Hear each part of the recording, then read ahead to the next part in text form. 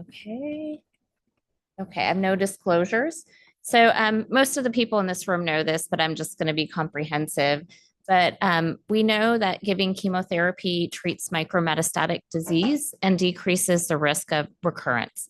And I'm a breast oncologist, so a lot of the research I have done has been with breast cancer, but I have a lot of data for all the chemotherapies and tumor types at the end. Unfortunately, chemotherapy has unintended side effects like chemotherapy-induced alopecia, and women rate this as one of the most severe and distressful side effects. And there have been studies that show that up to 8% of women actually don't get life-saving chemotherapy because of fear of this side effect. And these are typically not patients that you will see in your clinics or hospitals. A lot of them will seek like alternative therapies and things like that. So, to give you a background on scalp ways to prevent hair loss, the first treatment was actually tourniquets. So, in the 1970s, people would do these tourniquets, and they actually did work, but they weren't tolerated because they'd get these severe headaches and it would cause problems. They've looked at medications like minoxidil, and there was this like experimental immune modulator, and they helped, but they didn't really prevent the hair loss. And so the first kind of prototype was actually the caps, which there's so many different brands here in Canada and in the US.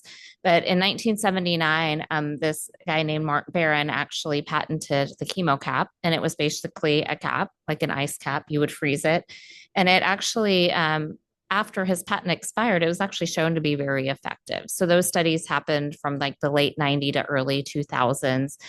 And so those are kind of more commonly used because they're not devices, they're caps. At least in the US, they're not subject to the same regulations as devices. A lot of other countries are the same way. And so they were just used. You didn't really have to prove all this safety data and, device data. So there two big companies that do scalp cooling. Paxman had the first prototype in 1997, DignaCap in 1999. They've recently merged, and there's some other smaller companies that have emerged. But these devices are really making their way into oncology care, and we'll talk about some of the data behind them. So in 2015 I practiced in the US, and I did one of the big trials that we'll talk about, was when the first scalp cooling device received FDA clearance. And you can see like compared to like they've been using this in the UK since the 1990s. So it's a huge time lapse because of all these regulations. So when we look at hair, there's a growth cycle to hair. And we know that chemotherapy can affect rapidly dividing cells. So that's why it can, kill cancer, it kills hair follicles, it can affect the GI tract very commonly. And if you look at the base of a hair follicle, you have the arteries and the veins, right? And in solid tumors, we don't really worry too much about delivering chemotherapy to every single spot of blood or to the actual bulb of the hair follicle. So what has been shown is that if you constrict those blood vessels and you can cool the bulb, you can actually also decrease enzyme activity and retain hair. That's kind of the biology behind this. And if you look at the hair follicle during chemotherapy, you can see how it's affected by chemotherapy if you look at it under a microscope. And so that's kind of the basis behind scalp cooling. Caps and devices are equally effective. Devices, I would say, are more comfortable and easier on patients. We'll talk a little bit about the differences. So the caps, that you rent them for the duration of the chemotherapy. They are very, I would say, time vigorous because it's a very cold cap that thaws out. And so you have a higher risk of like cold burns, things like that. We'll look at some of the safety concerns. And at least in the US, we don't have the support from staff to be able to change these things out every 30 minutes and refreeze them. So if people bring in caps, they have to bring someone with them, and they bring an ice chest full of dry ice, and they have a couple of different caps that they change out and refreeze. The devices, there's a couple of them. This is what a typical machine would look like. They can come with 1 unit or 2 units. In our center, we use the single units because logistically it's easier just to have 1 patient per unit. And these are some older pictures. They look a little bit different now, but you have an inner and an outer cap. So they're fitted for the cap. And it's like a refrigeration unit. You fit them once, the actual cap stays on the entire time. And it has this really simple, like, disconnect area where you can connect or disconnect the device easy. So they can go to the bathroom. If you have a separate area, which you do in this hospital for like pre and post cooling, they can be moved between locations very easy. So it makes it easy to use in that way. So let's address safety first, because that's one of the things that really held up starting the trials and getting approvals. So I started working on scalp cooling with Richard. Paxman is the company we worked with in 2010. It took us 3 years to get this through the FDA to allow the trial to happen. And this is actually the data that I'm going to show you that allowed the FDA to say, okay, it is safe. And so the first study is from Quebec, and it was a retrospective study looking at 1,370 women. And in that study, a little over 550 women used scalp cooling, and they followed them for about 6 years. And they found no difference in survival in patients that used scalp cooling versus who did not. So it didn't affect life expectancy. Karina Vanden Hurk's like a big researcher in scalp cooling, and a lot of the data has come from work she's done. But they have this huge registry, and they looked at observational studies, autopsy studies, Munich Cancer Registry, and it was over 33,000 breast cancer patients, mainly treated with taxanes and anthracyclines. And what they found was a very low incidence of scalp metastasis, which is the concern because we're cooling the scalp in both the scalp cooling and non-scalp cooling group, and it was not statistically significant. So this was like the real kind of big safety data that really helped. And then Dr. Rugo did a meta-analysis where they looked at 24 different studies, 10 had long-term follow-up, and very similarly found very low rates of scalp metastasis and no statistical difference. So we know that in terms of safety, and this is for solid tumors, that it is safe to use. They have seen scalp metastasis in tumors that spread by blood. So it is not recommended to do scalp cooling with like leukemias, lymphomas, like small cell lung cancers on that list. So these are not cancers that you can use scalp cooling in safely. And that's why you don't see a lot of data, because we have seen increased rates of scalp metastasis in those groups. So what about injuries, like cold injuries? That's the other, worry. So the devices are regulated like a refrigerator. It's a constant temperature. The problem with the caps is they're in this cooler with dry ice, right? So they come out very cold. And so if they have contact, especially with bare skin, you can get injuries. And so we recommend covering those areas with like gauze or some kind of protectant. But this is just an example of a burn. This is another one. It's someone who used a cold cap on top of an already bald head with no covering. And so they got a pretty bad bulla. Some of this is common sense too. You probably should not put a cap on, directly. Like, if you did that with like an ankle sprain and you put it on your skin, you'd get a cold injury too. Okay, so there are 2 big trials that were done in the US that kind of led to the FDA approval of different devices. So this is the first trial, and this led to the first clearance of any device in the US. And this was conducted by Dr. Rugo. And it was from August of 2013 to September of 2016. It was open at 5 medical centers, and it was with taxane-based chemotherapy. This was not randomized. They had retrospectively matched controls is the way this was designed. And it was for stage 1 and 2 breast cancer patients receiving curative intent chemo. So this is the design of the trial. Most of the patients went down the scalp cooling route, and then they had this retrospectively matched control group. And in their trial, they used a hair retention scale called the Dean scale, where essentially 0, 1, and 2 are success rates, so less than 50% hair loss, and 3 and 4 were considered not successful. And so for their design, the device was worn for 30 minutes before chemo, during chemo, and for 90 to 120 minutes after. The primary endpoint was hair retention, and then they secondarily looked at tolerability and quality of life. So they had 100 patients, and they wanted 90% power to detect a 20% difference. And, when these studies were designed, we didn't really know what the rates were. And Dr. Rugo and I were both involved in the design of different trials. And it's interesting because we didn't talk, but we had the same statistics in some ways. And in my mind, like if 1 in 5, that's like 20% of patients kept their hair, it would be worth implementing. That's kind of like we just kind of used basic, like what would an oncologist want for their patients, because there was no data before we did these. It was all just registry and different, regimens. And some were like European drugs, like the anthracyclines are a little bit different than what we do in the US. So we just thought, what would actually change our practice when we were designing these trials? And this is their design. And then they did have some patients that were not eligible, mainly because they didn't meet the treatment criteria. I will say, when you look at who was not included in the analysis, in both studies, there were some that could not complete 1 cycle of chemo with a cap because they couldn't tolerate the device.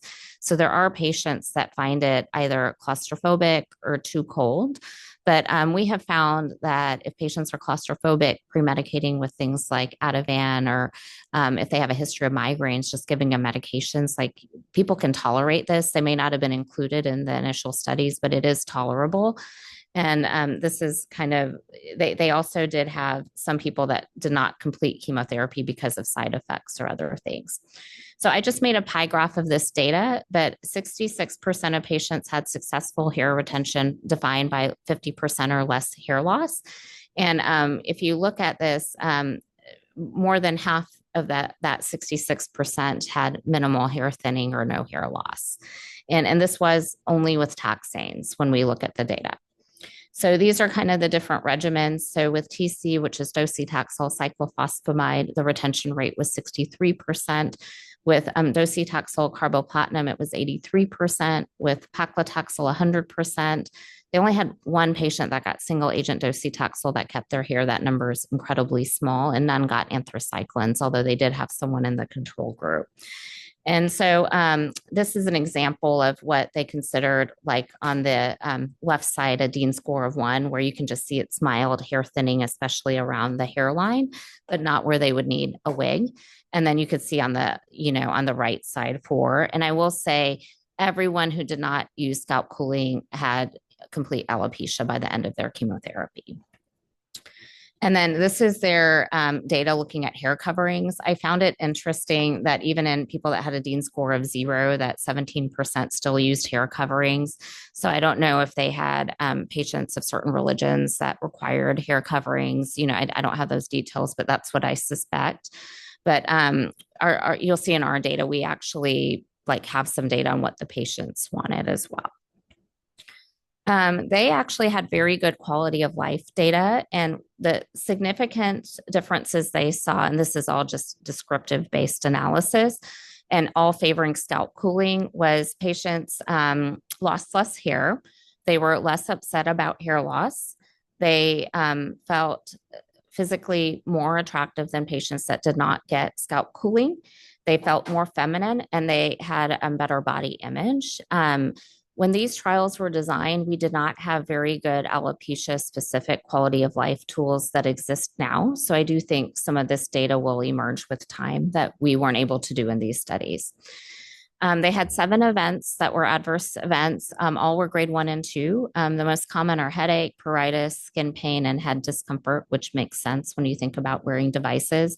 And they saw no skin metastasis at the median follow-up of 29.5 months, and there has been none since that have been reported. All of the 88 of 106 patients had all their planned chemo. 3 patients could not tolerate the device, and 11 stopped because of hair loss or chemo adverse effects. They did a symptom survey, and the most common symptoms were feelings of chilliness, headache, and scalp pain. So in conclusion, this was with the DignaCap scalp cooling system. They had 66% hair retention in taxane and non-anthracycline-based chemotherapy, and this led to the FDA clearance in the US of the first scalp cooling device. So the Scalp trial is a trial that we conducted at Baylor, and it was open at 7 sites across the US. 3 were in academic centers and 4 were in community oncology clinics. And this was a randomized trial. We did randomize patients in a 2-to-1 fashion to allow more patients to have access to scalp cooling. And the FDA did not allow us to include stage 3 patients in the trial, but did include it in the FDA indication. Very interesting. You learn a lot in these processes. But this was the design of our trial, very simple design, patients getting curative intent therapy for stage 1 and 2 breast cancer and getting a standard breast cancer regimen were all included. And they were randomized to either scalp cooling or not. And they were assessed for alopecia, quality of life, and device safety. We just used the CTCAE, which is the most common grading tool used in clinical trials in the US. And it was very simple. Grade 0 is no hair loss. Grade 1 is minimal up to 50%. And grade 2 was more than 50%. And we did say like no wig required and wig required when we did this grading. This was a patient tool. I know it's small, but we actually had an artist draw this up because we asked patients to grade their own alopecia. And we thought that would be helpful for them to have a picture where they could kind of just grade it. And they've actually adopted this for other ethnicities like African Americans, like there are other drawings that are out there now. And these are just a couple examples. So this is a patient where you could see is 2 different patients. The baseline.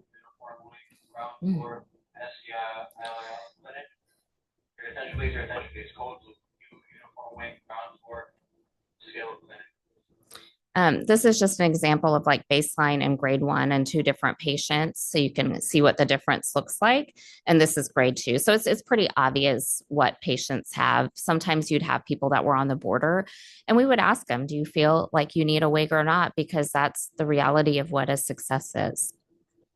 And then we use this patient-reported comfort scale. This is what Massey used in some of the original scalp cooling studies in Europe. So we use the exact same scale that they use.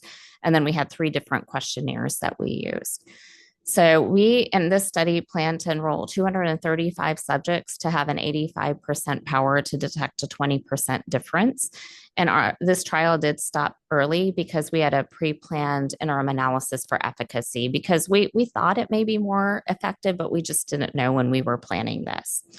And when we look at the patient flow chart, the FDA put a lot of restrictions on anything that could affect hair loss. So like anemia, migraines, thyroid issues, skin disorders, they were all excluded. We did have 6 patients that discontinued using the device in the pre-cooling phase. So they'd never completed 1 full cycle. So they weren't included in the analysis. And 4 of those did not tolerate the device. 1 had anxiety and 1 had claustrophobia. So I think like 2 of those 6 were better at managing now that could have maybe kept using that. And then interestingly enough, we had 18 patients who withdrew from the trial when they were randomized to the control because they wanted to use the cold caps. They wanted access to this. So it makes sense. I mean, they just didn't want to have no scalp cooling. So all of the patients received at least 4 cycles. And so the 4 cycles was the primary endpoint in this trial. And then we looked at completion of chemotherapy too.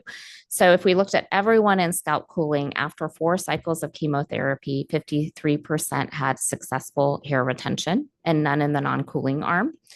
And then if we break it down by taxane, it was 63% versus 24% in the anthracycline arm. And I'll talk a little bit about anthracyclines, but we've learned a lot on how to increase the rate of hair retention in anthracyclines since this trial was done. The most common side effects were headache and nausea. And we had a less than 3% rate of dizziness, ear pain, scalp pain, sinus pain, pruritus, dry skin, and very less than 1% rate of other things like chills, jaw pain, skin subQ disorder, skin ulceration. There was 1 person that had a little bit of skin irritation from the device, but very mild. The majority of patients rated the device as reasonably comfortable or comfortable. Only by the end of the treatment, it was, you could see on here that less than 10% said it was uncomfortable. And the quality of life assessments showed no differences. I don't know if any of you have actually tried them, but I encourage you to actually go try it on. It's that sensation of like jumping in a pool, like where it feels very cold for the first 10 or 15 minutes, but you kind of get used to it. And like we have blanket warmers and like patients could bring in scarves or other things. And so I think it's just that getting that initial cold sensation and getting over it, but it's actually not bad if you wear it for a long time. Okay, and then we looked at people needing wigs or scarves. In the cooling arm, you could see that the rate was lower. It was 44% versus 68% in the control group. I will say the ones that are unknown most likely all had grade 2 alopecia. This was a secondary endpoint in the trial. Now, if you look at the end of therapy, so some patients got combination therapy, so either 6 or 8 cycles. In all comers, the success rate was 46%. In taxanes, it was 64%. And in both arms, it was about 15%.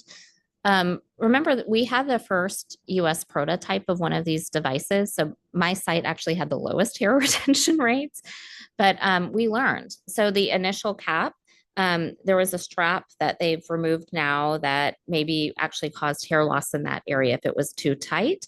And what we saw was a lot of hair loss at the crown. And so the fit is incredibly important because wherever you have gaps, you're going to have hair loss because the hair follicle is not going to get cold enough. So now there's like clips and bungees and like just the fit is better, but that was like the first US prototype. So if you actually look at some sites, like I'm going to show you some of the regimen specific data, even with giving anthracycline up front, some sites had a 40% retention rate.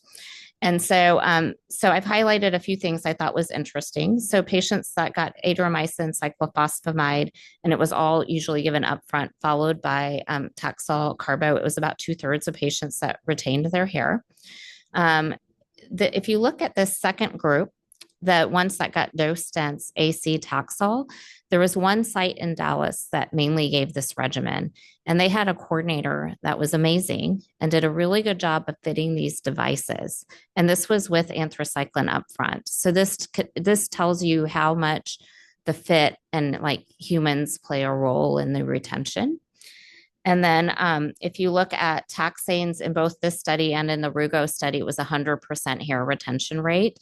And if you look at data in triple negative patients, there's actually a higher pass CR rate. If it's about 3% higher in multiple studies, if you give taxanes first instead of anthracyclines.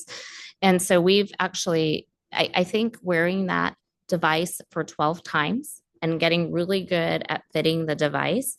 And then patients do have a little bit of hair thinning. So they've shown that if the hair follicle is a little bit colder, it's more successful with anthracyclines in the lab. So I think using it anthracycline second makes a big difference. And then with TC, it was 56% in this study, but in the Rugo, you saw as high as like in the 60% range. And it is higher when you combine docetaxel with carboplatin instead of cyclophosphamide, and that was seen in the Rugo study as well. So the conclusion from this study was that the devices are highly effective. The device received FDA clearance based on these data. We do need more studies looking at different tumor types. Some of those are ongoing. I have more data that I can show you.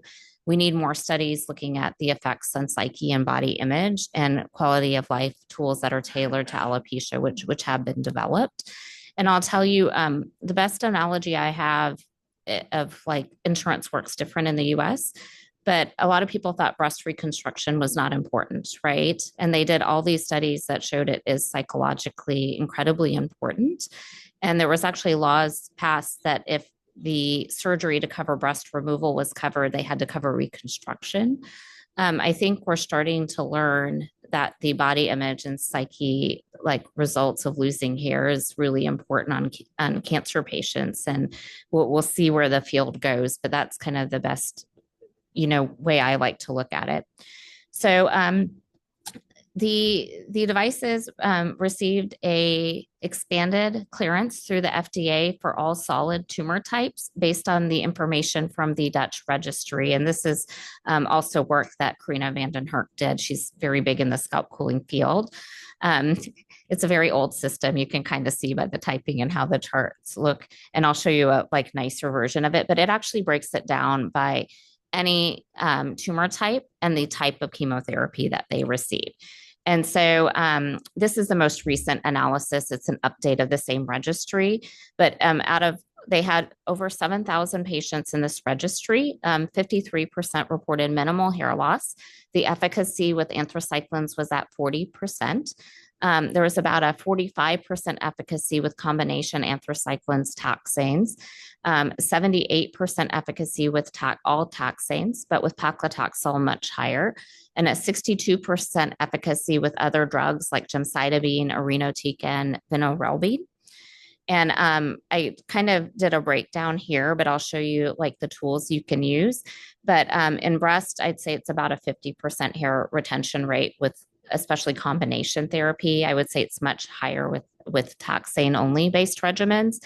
With esophageal cancer, it's 98%, gynae cancer is 55%, lung cancer is 86%. And just remember, it's not recommended to use in patients with small cell lung cancer. 97% with prostate, 42% with stomach and colorectal, and 67% with other rare tumors. And so it seems to work well with eribulin and Doxil. We don't have like a lot of great data, but I get asked that a lot. It is more effective with epirubicin versus adriamycin if you look at like European data and US data. It is ineffective with concurrent taxane and anthracyclines. So in breast, they used to give them concurrent. It was very toxic, but it doesn't work in that setting. It is, I would say, semi-contraindicated with oxaliplatin due to cold sensitivity, but there are actually trials being done where patients can actually tolerate it. And it seems that the cold sensitivity is actually more in the toes and fingertips than the actual scalp. So I think if you have a motivated patient who wants to try it, I think it's fine to try. Like they've seen this at like Sloan Kettering and some other places. And I would say it's absolutely contraindicated in diseases that spread through the blood, like hematologic malignancies. In the US, it is not approved for CNS cancers, head and neck cancers, because there was some concern about, basically having a silo for some of these cancer cells. Squamous, small cell, and also squamous cell lung, skin cancers, and any other solid tumors with high likelihood of blood transit. This is a study looking at the sequence of things, so we talked about like in triple negative, taxanes are a little bit more effective, but there was actually a penguin cold cap registry study, and they saw double the success rate when they gave the Taxol first and the AC second. And I see this in my practice that it's much more successful. So I do think the sequence does matter.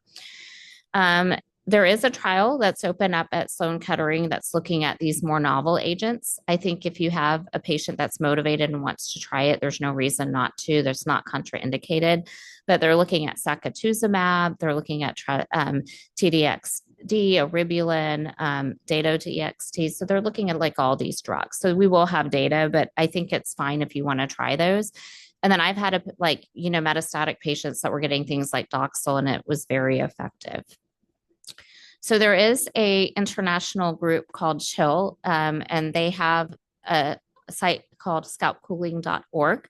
And this is like that kind of old school, diagram I showed you. And you can get data like this. Like you can put in vinorelbine and the dose, and it'll tell you like your patient has, X chance. This is a 13% chance of losing their hair with scalp cooling. So the success rate is very high. On the Paxman website, they have like I would say more modern version using the exact same data. So I tend to run this just because I think it looks nicer to show patients. And it also on here has the cooling times that are recommended. So in the US, we tend to do 30 minutes pre-cooling during chemo and 90 minutes after. There is some data with taxanes for lower cooling times. Here, they actually do longer post-cooling times. They move them to a different area and they do it for like an hour and a half. And I think for like, especially anthracyclines and things like that, they've seen like higher success rates. So it is also center dependent what you do. We keep the patients in our chemo chairs, so we don't really go beyond that time. But I just have a list on the right of all the different regimens that are available in that database. If you use any of those regimens and want to kind of put in your doses and see how effective it is. And this is another study from Japan. And what we have also shown is two other things that I think are important because, preventing hair loss is one thing, but what about like faster regrowth and preventing like permanent alopecia? I think those are things that our patients are very worried about. And what they have seen is if you look on the top, it's very graphic. So the green is like grade 0 and the yellow is grade 1. And so by the 4-month mark, patients that used scalp cooling almost all had like where they didn't need a wig, right? But if you look in the ones who discontinued or didn't use scalp cooling, even by 13 months out, you saw that some patients still felt like they needed wigs or had more hair loss. So you definitely get faster hair regrowth. And we actually had a patient on trial that got adriamycin first and taxane second before, all this data emerged. And their hair actually regrew and they went from like a grade 2 to a grade 1 while they were on taxane, which was really interesting. This is also another study. It's a Spanish study that actually showed no permanent alopecia in patients that use docetaxel, because we do see some, I'm sure we've all had them if you give docetaxel, some patients where their hair never grows back the way it used to, or they almost have this like male pattern hair loss. So they've shown that it really does protect the roots. We've talked a little bit about chair time at your center. You don't really have to worry about that too much, but you can actually, if they're getting like HER2 directed therapies or immunotherapy, you can actually count that towards the post cooling time. Same with carboplatinum, so that they're actually here in your center for less long, whether it's in, the infusion in a chair or in the waiting room. And this is the data with paclitaxel for 60 minutes and docetaxel for 20 to 40. So the cost in every country is different. So this should actually say in Canada. I'm sorry, I didn't update the title. But in Canada, the way it works is it's a per cost treatment and it's scaled. So for you guys have the Paxman cooling system available here at your center. And for treatment 1 to 5, it's $400 each. For 6 to 7, it's $350 each. And then for cycle 8 and onward, it's $100 each. Paxman actually does provide the staff. Then they like take care of the patient and hook up the machine and do everything. So that's to kind of pay for those staffing costs and everything. Just, there's a cost to everything. And I just kind of, I put breast regimens on here because I'm a breast doc, but for like TC, so 4 cycles of chemo would be $1,600. For TCPH, it's $2,300. If they're getting 16 cycles, like 12 weeks of Taxol AC, it's $3,300. And then they have the taxes on top of that. It is not covered by the Canadian Universal Health Plan. Private insurance may cover up to $500 through the health spending account. They do have charitable assistance. And so if your patient's household income's under 100,000, they can apply and get some assistance. And, the Paxman folks are here. Just talk to them if there's a patient that's interested, and they'll try to work with them, because everyone wants everyone to have access to things no matter their income, right? And the last thing I want to leave you with is, I think when we think about a success, you really have to think about what are we trying to accomplish, right? And when we look at cancer therapies, for a benefit of like 3%, a lot of times we'll approve a new drug, right? So in the breast cancer world, the efficacy is at least 50%, if not higher, with certain regimens. And for each other tumor, there's that. I do think you have to tell patients they will have some hair thinning. I think that's an unrealistic expectation that they're not going to have any hair loss. So I tell my patients, maybe you have 30% hair loss and it's thinner, but if you went to a restaurant or out with your friends, they wouldn't notice, or you have to wash your hair more often because it just looks thin, So define what a success is. Emphasize the importance of the fit, because that is really key. They need to watch videos, be engaged. Here you have the Paxman folks that are actually doing all that education for you. But that fit is really key, because wherever they have gaps, they will lose hair. I personally will always sequence taxanes before anthracyclines. For other tumor types, if you have a choice, go with what has less hair loss first, because then they get better at that fit. And I would avoid any stress to the hair follicles. So we don't recommend dyes, straighteners, curlers before treatment's fine. And I usually tell them to grow it out to about an inch afterwards before they try to do that. That's just my personal recommendation. There's no data for the after. And use sulfate-free shampoos and conditioners. That's recommendations from the company. And I usually have them use like a ton of conditioner and detangling conditioner and actually comb out their hair while they're in the shower and it's wet, because that tends to put less stress on the roots. And there are videos on the Paxman website that you can use. So this is actually a patient of mine. If you look at this picture, can you tell? Well, there's a man, not him. Which one has breast cancer? Like you couldn't, right? So this is one of my patients. Her name was Sarah, and she was diagnosed with cancer at 33 when she was in college. She said that using the cooling system allowed her to fight cancer on her own terms. She had grade 1 hair loss. She got a taxane and an anthracycline. Her sister would come in with her every time, and they would fit the device and do all the things. Very minimal hair loss. And she unfortunately recently passed away from metastatic breast cancer, but she actually was so thankful for this device and being able to go to college and just be a normal kid, even though it wasn't normal, right? So whether you're young or old, everyone has their reasons why they want scalp cooling, but it can actually make a huge difference to patients to offer treatments like this. And then if any of you want more data, you're free to circulate these slides. I can email them to you if you want. But Paxman actually has a really good library. So if you want to look at any of the articles, they have the full articles like on their site that you can access if you want to pull any of the data yourself. And then I'm open to any questions if anyone has any.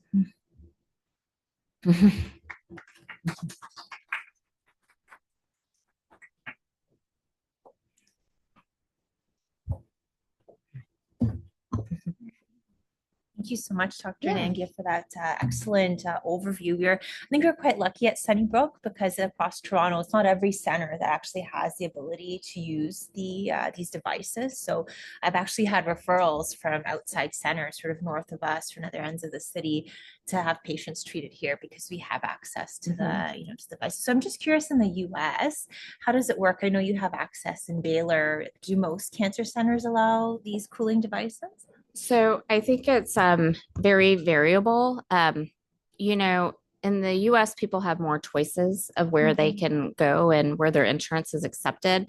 I have definitely had patients come to our center because we offer scalp cooling.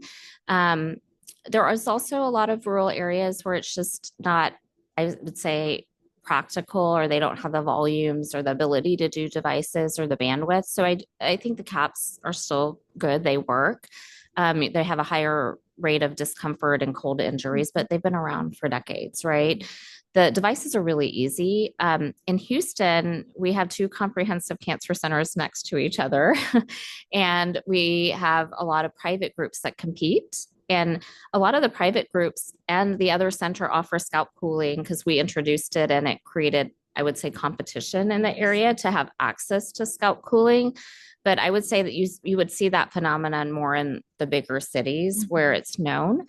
And now, like, insurance is starting to cover scalp cooling more. So I think patients they're not having to worry about, could this be an extra cost? Like, can I appeal my insurance or get financial aid? And so I think there's going to be more and more uptake in the years to come as like the insurance coverage gets implemented across different cities and states.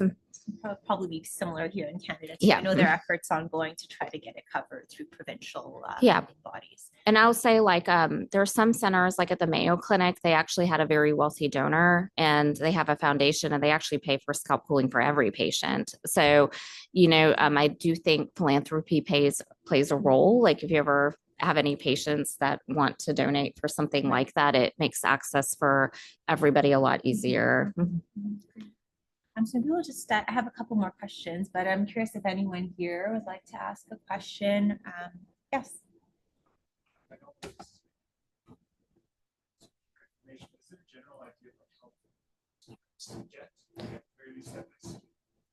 Yeah. Do you know that number off the top of your head? I'm sure they do.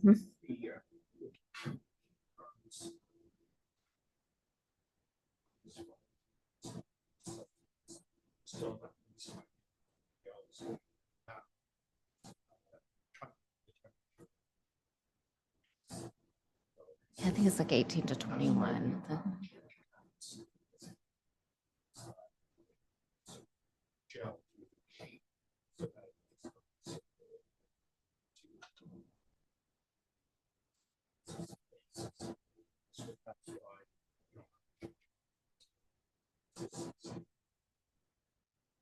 Yeah. So for those on Zoom, the question was like, how cold is the cat? But it's like 18 to 21. Yeah. Any other questions here? Anybody online? If you have a question, please feel free to unmute or put a question in the chat. I see that there's a post. Just a quick plug here that at Sunnybrook, we also have a free wig and hat program. So patients can borrow a wig or hat at any time and at no cost. So that's a nice program as well. But obviously, for those patients who don't want to have to use a wig, this is a good option as well. I see that somebody has unmuted. Do you have a question online? Oh, it's Karina.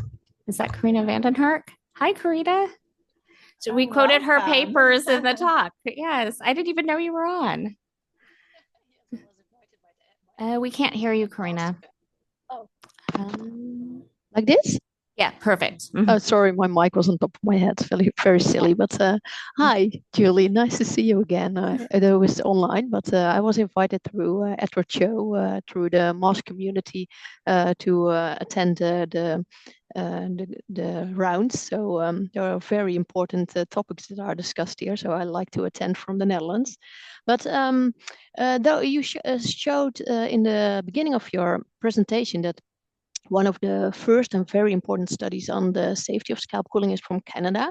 And since the adoption of scalp cooling is lagging behind more or less in Canada compared to other parts of the world. So do you have an idea, maybe people in the room as well who are from Canada, the reason for the limited number of hospitals that are using scalp cooling in Canada? Yeah. Do you want to answer that or you want to? I guess I think that you bring up a good point, and there's probably room to try to improve, access for patients to these devices. I think locally at Sunnybrook, I think the numbers have increased over time just by word of mouth and knowing that these devices do exist. And patients also talk to each other as well, right? So if somebody had a good experience, they can pass that along to their to others. But perhaps there could be a role for a quality improvement type effort, not only at our center, but perhaps at other centers in Ontario or in Canada. Maybe I'll put that back to you, Karina. What did you do in the Netherlands to increase the uptake of scalp cooling? Yeah, that also has to do with funding, of course. So there was a huge foundation in the Netherlands who donated the scalp cooling machine. So that was an important one.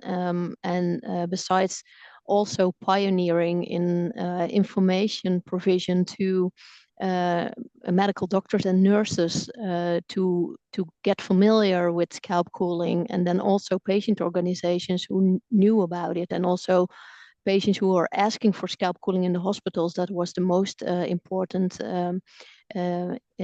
incentive for hospitals to start scalp cooling. And yeah, and again, what Julie said also, if the neighbor hospital is offering scalp cooling, then there is again more urge to also start it and offer it to your patients as well. So I would probably add to that is what we've learned, I think, from a lot of countries, cities, everywhere, is I think you have to have an advocate, like a physician, nurse, administrator, someone who knows the data and believes in it and wants to bring it to the center. And, it's not easy to get payment for things, to get your institution to adopt things, to find more time for these patients. But I do think it's important for patients to have access to these things. It's a balance, right? And so I think it's having that person that's saying, yes, I want to bring this to my institute, and then working with the right people to get that accomplished. Right, I think it's an excellent point. And for us at Sunnybrook, it was Dr. Ellen Warner who leads, who's internationally known for, for research in general, but also she has a really nice program for young women with breast cancer. Unfortunately, she retired just a couple of weeks ago, but I think that's one of her legacies to bring, this new these devices here for our patients and more broadly as well.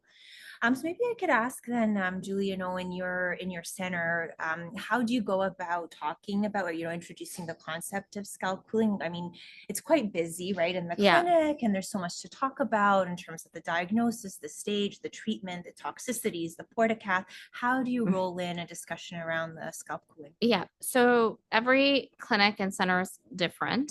In my clinic, we do have like APPs, so like nurse practitioners, and we actually have started bringing patients in either virtual or in person for a chemotherapy teaching visit because it was like too much overload for them to hear about all of those things you just said, and then also chemotherapy and all these things. So when I talk about chemotherapy, I just talk about it kind of general, and I tell them we're going to come back and go through all the details because you won't remember more with how much we've talked. And then I introduced the idea of scalp cooling, and based on the regimen we talked about, I say I think it has X amount chance of working, and if they're interested, I may go a little bit more into it.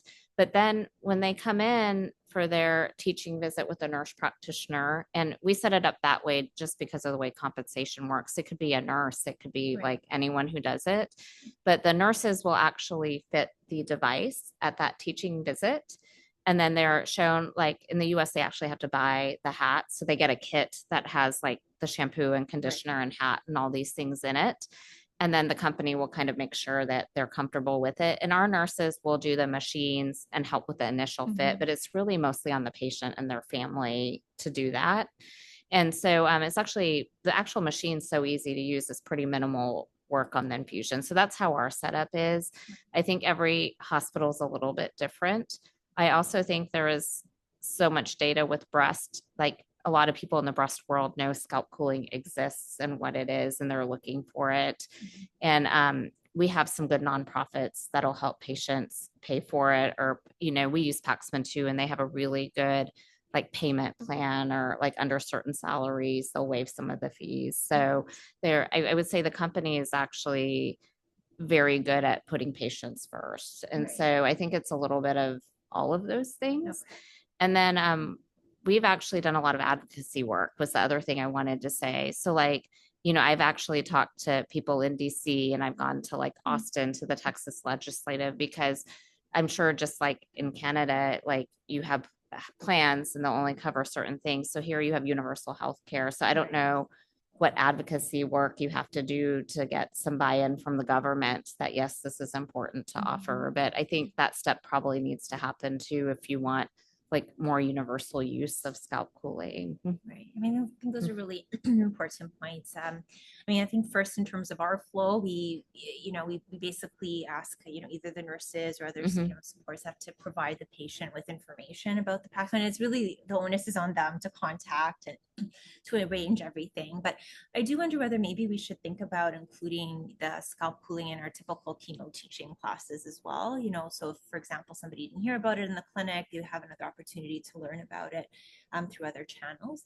And in terms of the advocacy, we in Canada have a relatively new sort of platform for advocacy. It's called the Real Alliance in Canada, currently chaired by Dr. Amita Mann, and I happen to be a part of the group. And I think that, it's a wonderful opportunity potentially to bring this to the group and, discuss some of the data and perhaps try to, because currently we have guidelines and consensus recommendations that we're talking about treatment, but I think this is a very important something to advocate for as well. Yeah. And in the US, they've I think what helped get insurance coverage was based on the level of data. They incorporated them into the NCCN guidelines, which is what a lot of insurance US carriers follow those recommendations. So I think you're right. If you can get them into like guidelines, and then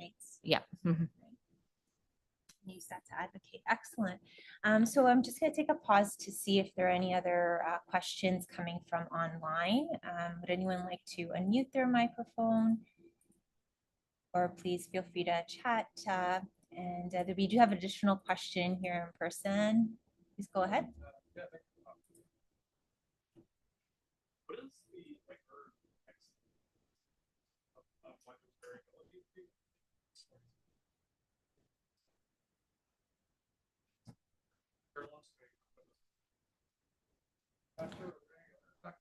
Yeah. Yeah. So the question is like, why is there such variability in patients? I think part of it is the fit and part of it is the chemotherapy delivery, right? Why does chemo prevent cancer from coming back in some patients and others? But I think it really does have to do with how cold that hair follicle gets in addition to the fit. So they've noticed that patients with thicker hair will have like more hair loss. And interestingly enough, like all skulls are not shaped the same. So when they took this machine to Japan, it didn't work at all. Like they had to come with a different prototype for the Japanese skull. So the fit is really important. And then, Paxman actually, they do some R&D and research. And in the lab, they've shown with like anthracyclines, just a couple degree difference can mean the difference between success and not success with anthracyclines. And so I do think when we sequence it second, we're seeing higher retention rates because the fit is better, but most patients actually lose a little bit of hair. So the contact is better and that follicle is probably getting colder. Like that's a theory of mine, but I think a lot of people in the field believe that.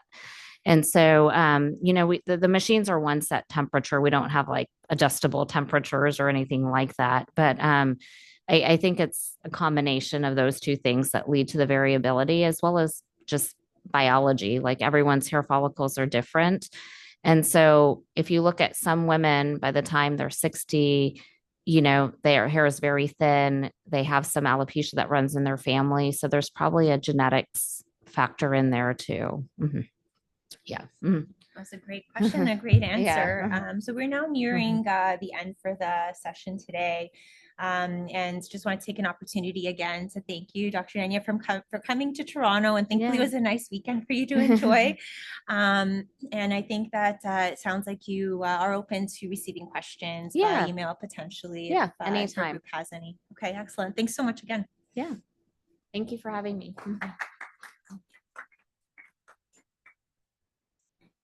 This is